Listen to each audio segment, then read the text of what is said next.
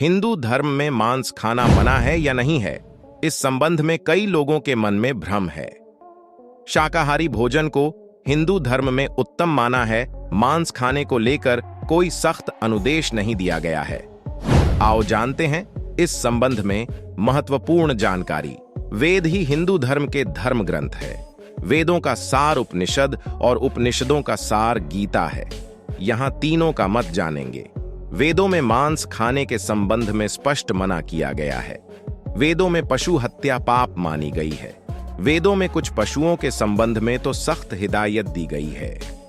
यह पौरुषेयेण कर्विषा समंक्ते यो अश्वयेन पशु यातु दाना यो अग्न्याया भर्ति कशीर्मग्ने तेषां शीर्षाणि हर्षापि वर्ष्ट आद्दाद अर्गवेद मंडल 10 सूक्त 7 अर्चा 16।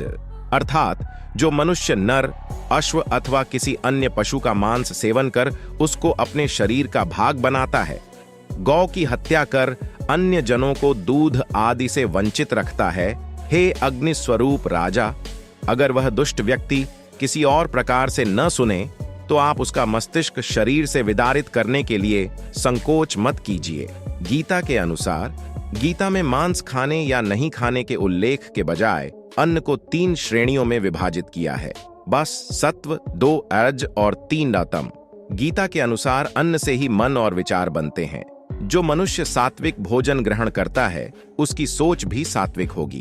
अतः सात्विकता के लिए सात्विक भोजन, राजसिकता के लिए राजसिक भोजन और तामसी कार्यों के लिए तामसी भोजन होता है। यदि कोई सात्विक व्यक्ति तामसी भोजन करने लगेगा तो उसके विचार और कर्म भी तामसी हो जाएंगे।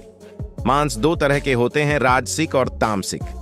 उसको पकाने के तरीके से भी उसकी श्रेणी तय होती है। संतों, ब्राह्मणों और धर्म के कार्य में कार्यरत लोगों को सात्विक भोजन करना चाहिए, लेकिन युद्ध, क्रीड़ा और भयंकर कर्म हेतु लोगों को राजसिक भोजन करना चाहिए। हालांकि तामसिक भोजन कभी नहीं करना चाहिए, क्योंकि यह भोजन राक्षस, पिशाच और असुरों का भोजन होता है।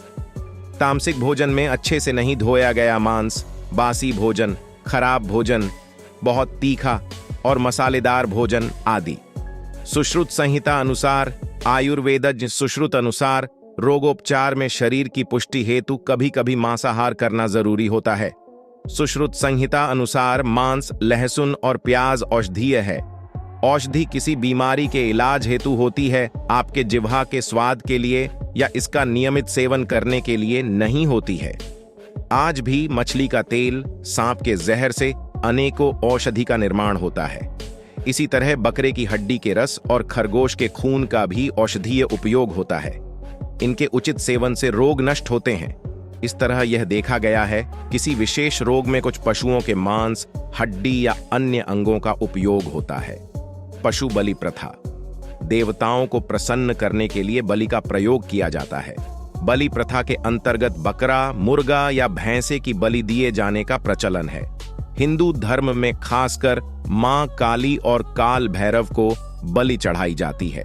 विद्वान मानते हैं कि हिंदू धर्म में लोक परंपरा की धाराएं भी जुड़ती गईं और उन्हें हिंदू धर्म का हिस्सा माना जाने लगा। दरअसल बलि प्रथा कभी भी हिंदू धर्म की देना नहीं है। बलि प्रथा का प्राचलन हिंदुओं के शाक्त और तांत्रिकों के संप्रदाय में ही देखने को मिलता है, लेकिन इसका कोई धार्मिक आधार नहीं है। शाक्त या तांत्रिक संप्रदाय अपनी शुरुआत से ऐसे नहीं थे, लेकिन लोगों ने अपनी इच्छाओं की पूर्ति के लिए कई तरह के विश्वास को उक्त संप्रदाय में जोड़ दिया गया। पशु बलि की यह प्रथा कब और कैसे प्रारंभ हुई कहना कठिन है, लेकिन इतना तो तय है कि यह वेद, गीता, उपनिषद या पुराणों की देन नहीं है। 2 मार्ग है, आत्मा और शरीर का।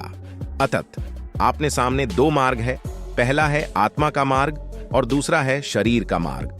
यदि आप आत्मा के मार्ग पर चलना चाहते हैं तो आपको अपने जीवन में सात्विक भोजन, गुण और कर्म को अपनाने की जरूरत होगी। यदि आप सांसारिक मार्ग पर चलकर शरीर को पुष्ट करना चाहते हैं तो आपको तय करना है कि आपको क्या खाना और क्या नहीं खाना है। हालांकि हिंदू धर्म मांसाहार खाने की सलाह या अनुमति नहीं देता है। खासकर हिंदू धर्म में अश्व, नर, गाय, श्वान, सर्प, सुअर, शेर, गज और पवित्र पक्षी हंसादि का मांस खाना घोर पाप माना गया है।